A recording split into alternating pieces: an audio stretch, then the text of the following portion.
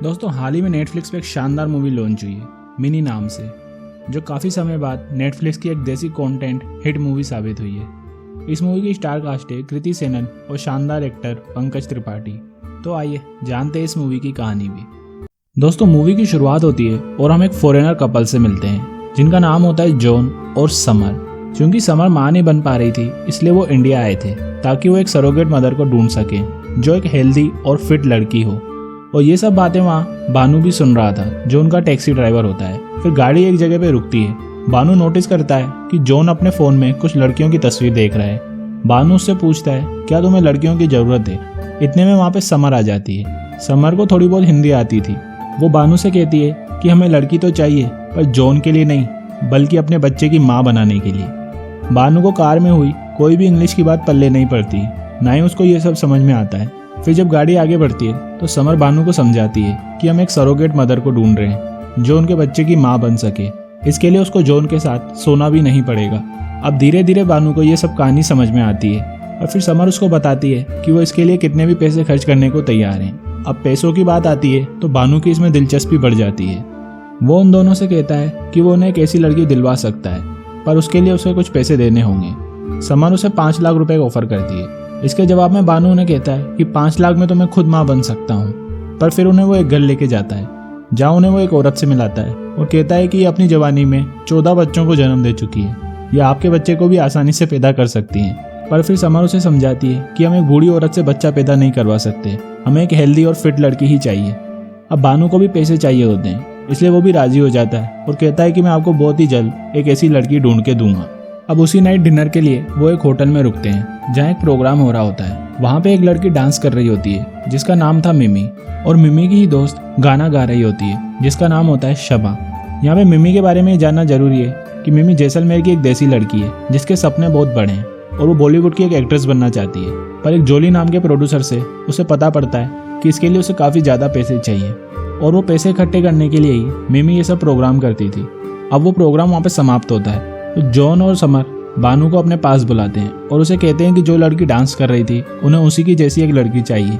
बानू कहता है कि उसकी जैसी ही क्यों, मैं आपको वही लड़की लाके दे सकता हूँ। तो ये बात सुन के जॉन और समर काफ़ी खुश हो जाते हैं। अब बानू ने उनसे कह तो दिया था कि वो उन्हें वही लड़की लाके देगा, पर वो उन दोनों को जानता तक नहीं था। इसलिए बानू एक झूठा नाटक करता है। वह मिमी और शमा के पास जाता है और कहता है कि मैं आपकी कला का बहुत बड़ा फैन हूँ, मैं आपके लिए कुछ करना चाहता हूँ। अब रात बहुत हो गई थी तो मिमी और शमा को वहाँ पे टैक्सी नहीं मिल रही थी, इसलिए वो उन्हें ऑफर करता है कि आप मेरी टैक्सी में चलिए, मैं आपको घर छोड़ देता हूँ। मिमी भी रिक्शा का पैसा बचाने के लिए हाँ कर देती है और वो उसकी टैक्सी में बैठ जाते हैं।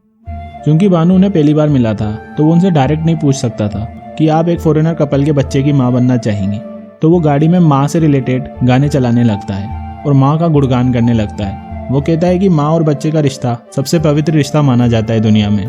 साथ साथ वो ये भी कहता है कि अगर उसके बस में होता तो वो भी बच्चा पैदा कर लेता, और ऐसे ही वो वगैरह वगैरह बातें करने लगता है। फिर मिमी का घर आ जाता है। मिमी गाड़ी से उतरकर अपने घर जाने लगती है। बानू उसे रोकता है और डरे डरे उससे पूछता है कि जो फॉरेनर कपल होटल में आया है वो चाहता है कि आप उनके बच्चे की माँ बने।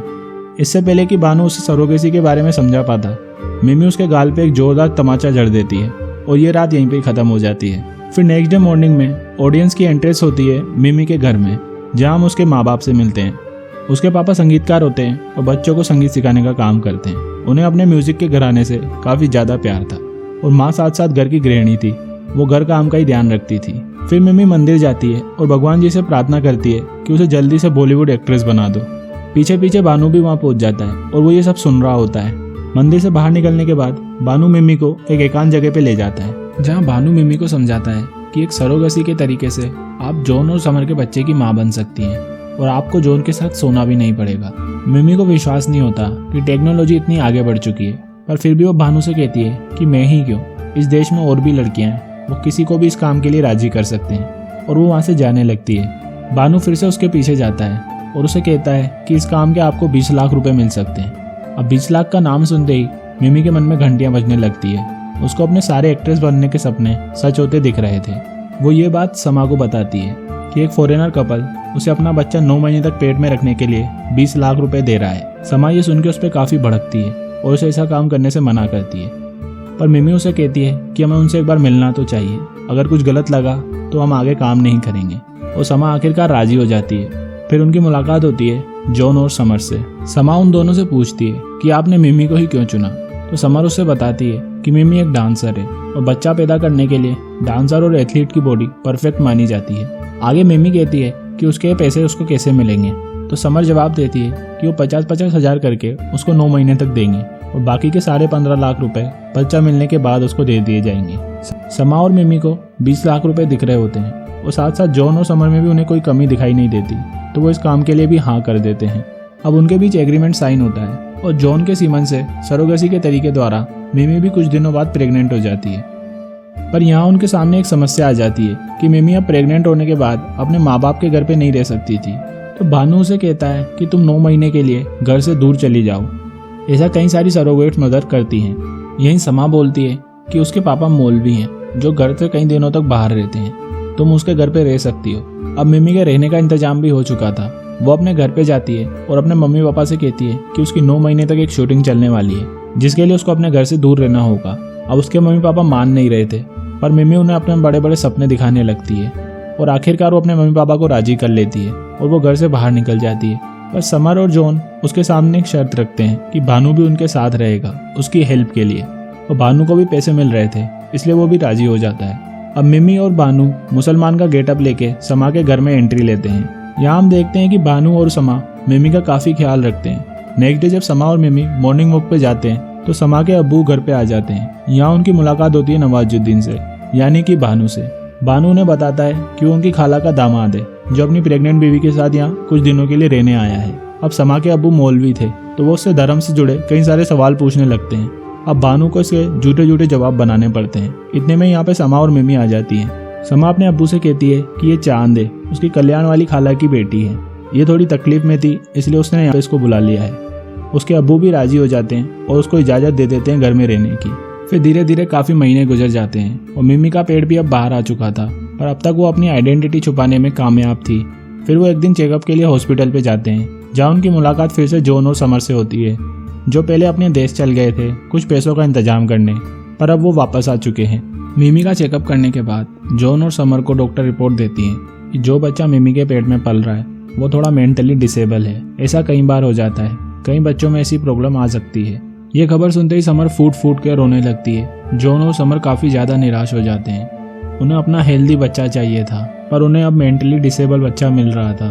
भानु के काफ़ी पूछने के बाद समर उसे बताती है कि हम ये बच्चा नहीं ले सकते। ये बात सुनते ही भानु का दिमाग खराब हो जाता है। वो उन पर काफ़ी गुस्सा करता है। फिर वो उनसे हाथ जोड़ तक के भी माफ़ी मांगता है कि आप प्लीज़ ये बच्चा ले लो।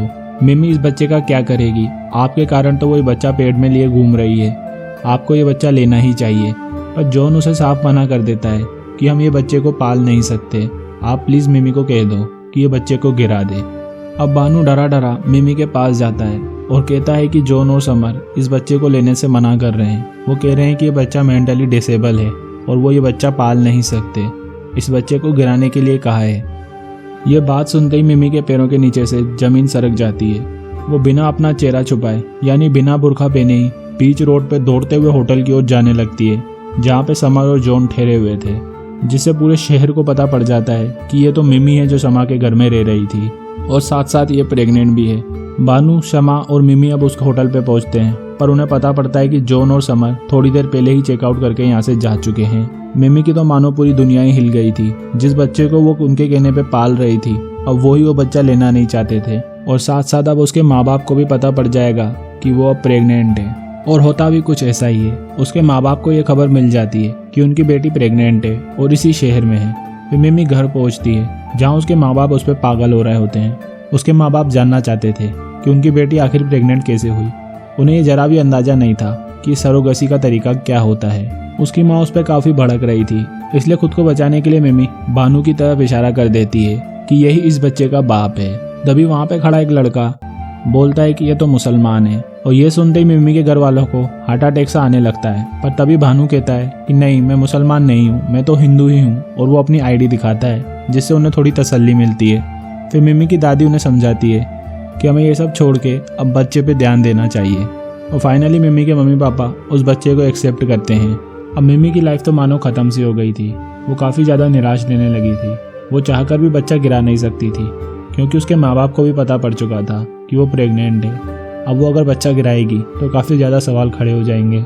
धीरे धीरे उसके घर का माहौल भी बदलने लगता है। उसके माँ बाप आने वाले बच्चे की तैयारी में लगे होते हैं। अब बानू भी मिमी के माँ बाप से धीरे धीरे करीब होता जा रहा था। अब ऐसे ही एक रात को मिमी भानु से पूछती है कि तुम चाहते हो इन झंझट से निकल सकते थे, तुम आके मेरे साथ क्यों अटके हुए हो। बानू से कहता है कि मैं एक ड्राइवर हूँ, पैसेंजर को अगर एक बार बिठा लिया तो उसको मंजिल तक छोड़ना ही पड़ता है, चाहे बीच में रास्ता कैसा भी हो। वो उसे कहता है कि उसको ऐसे तकलीफ में छोड़ के वो नहीं जा सकता। आखिरकार वो उसी की लालच के कारण इस मुसीबत में पड़ी है। फिर उसी रात को मिमी को बहुत ज़्यादा पेन होने लग जाता है। फिर उसे पास के सरकारी अस्पताल में ले जाया जाता है, जहाँ काफ़ी दर्द और चीख चिल्लाहट के बाद मिमी एक लड़के को जन्म देती है। और बाहर मिमी के माँ बाप की खुशी का कोई ठिकाना नहीं होता। पर यहाँ डॉक्टर मिमी के माँ बाप से कहती है कि बच्चा और उसकी माँ बिल्कुल स्वस्थ हैं और आप जल्दी उसे देख सकते हैं। समा डॉक्टर से जाके बाहर पूछती है कि क्या बच्चा सच में स्वस्थ है। हमें जयपुर में एक डॉक्टर ने कहा था कि बच्चे के साथ कुछ प्रॉब्लम है, पर यहाँ डॉक्टर उसे कहती है कि हो सकता है आपको पहले ऐसा पता पड़ा हो, पर यह बच्चा बिल्कुल स्वस्थ है, आप उस टेस्ट पे ध्यान मत दीजिए। उस बच्चे के दुनिया में आने के बाद मिमी फाइनली काफ़ी टाइम बाद रिलैक्स फील करती है। वो अपने बेटे को अपनी गोद में लेती है और खुशी के मारे उसकी आंखों से आंसू निकल आते हैं। उसका पूरा परिवार अपने नाती को देख के खुश था, पर सब हैरान इस बात से थे कि ये बच्चा बहुत ज़्यादा गोरा था, क्योंकि असल में तो वो बच्चा जॉन के सीमन से पैदा हुआ था, ना कि भानु के। मिमी के पूरे मोहल्ले को पता पड़ जाता है कि मिमी को इतना गोरा बच्चा पैदा हुआ है और पूरे मोहल्ले की भीड़ उसके घर के बाहर जमा हो जाती है। सब भानु से राज जानना चाहते हैं कि आखिरकार ये बच्चा इतना गोरा कैसे पैदा हुआ। उसके जवाब में भानु उन्हें उल्टे पुल्टे तरीके बताता रहता है। थोड़ी ही देर बाद फिर भानु की वाइफ का उसके पास फ़ोन आता है। उसकी वाइफ उसको फ़ोन पे डांट रही होती है क्योंकि भानु काफ़ी महीनों से घर से बाहर था। भानु अपनी वाइफ से कहता है कि वो फॉरेनर कपल के साथ है और उन्हें वो जैसलमेर घुमा रहा है, पर उसकी वाइफ को यहाँ कुछ शक होने लगता है। उसकी वाइफ बातों बातों में उस जगह का नाम पूछ लेती है और फिर भानु भी अपनी वाइफ को बेला फुसला के बाहर रहने के लिए कुछ और टाइम मांग लेता है। भानु की वाइफ उसे ढूंढते ढूंढते उस जगह पहुंच जाती है जहां भानु था। वो उसका फोटो दिखाकर भानु का एड्रेस पूछने लगती है। तभी एक लड़का भानु को पहचान लेता है और कहता है कि ये तो काफी फेमस है, ये मिम्मी का पति है और इसे हाल ही में एक गोरा बच्चा भी पैदा हुआ है। ये सुनते ही भानु की वाइफ उस लड़के को जोरदार तमाचा जड़ देती है और ढूंढते ढूंढते वो मिम्मी के घर पहुंच जाती है। सबसे पहले तो वो मिम्मी पे बरस पड़ती है, फिर उसे भानु नजर आता है। वो भानु से भी लड़ने पीटने लगती है। अब इस पूरे जंजाल में भानु बुरी तरह से फंस चुका था। तभी मिम्मी को समझ आ जाता है कि अब उसे सच बताना ही होगा। मिम्मी अपने सभी घर वालों को बोलती है कि ये बच्चा भानु का नहीं है, ना ही भानु मेरा पति है, असल में मेरी इससे कभी शादी ही नहीं हुई। वो उन्हें पूरा सच बता देती है, पर मिम्मी की माँ आगे बढ़ती है और उसे कहती है कि बच्चा आखिर तूने ही पैदा किया है, तो ये बच्चा तेरा ही हुआ, तू ही इसकी माँ है और हमेशा रहेगी। और पूरा परिवार उस बच्चे को ढंग से एक्सेप्ट कर लेता है। उस बच्चे का नाम राज रखा जाता है। अब राज धीरे धीरे बड़ा होने लगता है और मिम्मी भी अब उसी के साथ अपने डांस प्रोग्राम किया करती थी। फिर एक दिन हम देखते हैं कि समर और जॉन मिम्मी के घर पहुंच जाते हैं। सबसे पहले तो मिम्मी उन्हें खूब खरी खोटी सुनाती है कि वो पहले कैसे छोड़ के चले गए थे, पर समर उसे कहती है कि यहाँ से जाने के बाद वो काफ़ी ज़्यादा डिस्टर्ब रहने लगे थे और उन्होंने कभी बच्चा करने का ट्राई भी नहीं किया। पर फिर एक दिन अचानक उन्होंने फेसबुक पर मिम्मी का वीडियो देखा जिसमें उसके हाथ में एक गोरा सा बच्चा था और उस वीडियो को देख के उन्हें अपनी गलती का एहसास हुआ और वो अपना बच्चा वापस चाहते हैं। पर मिम्मी उन्हें बच्चा देने से साफ इनकार कर देती है और फाइनली उन्हें वो वहाँ से जाने के लिए कह देती है। फिर नेक्स्ट डे हम देखते हैं कि भानु भी वहाँ आ जाता है और वो भानु कहता है कि हम राज को बिल्कुल भी उन्हें नहीं देंगे, आखिरकार उसे हमने पाला है, वो हमारे जिगर का टुकड़ा है।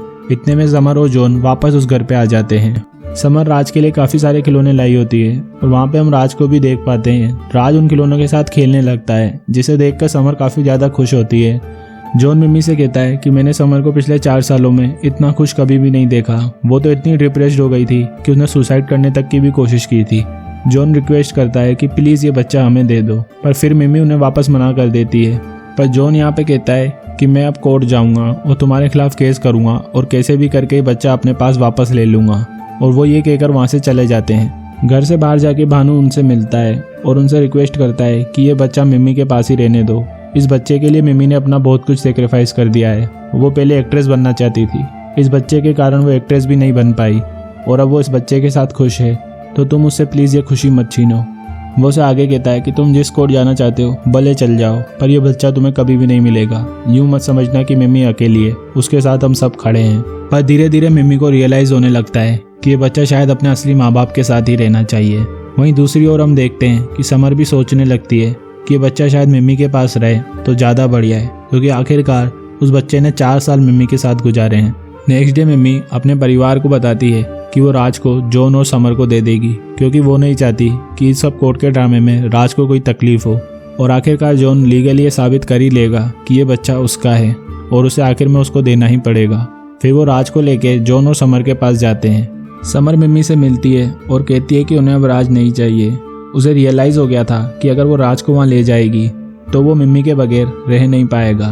तभी हम जॉन के हाथों में एक नन्ही सी बच्ची देखते हैं। समर उन्हें बताती है कि इसका नाम तारा है और एक दिन अनाथालय से गुजरते वक्त ये उन्हें मिली थी।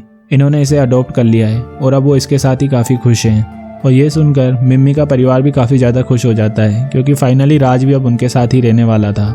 और इस तरह से मिम्मी को राज मिल जाता है और समर को तारा मिल जाती है और फाइनली सबके चेहरे पे लास्ट में खुशी होती है। और यहाँ पे इस मूवी की हैप्पी एंडिंग हो जाती है।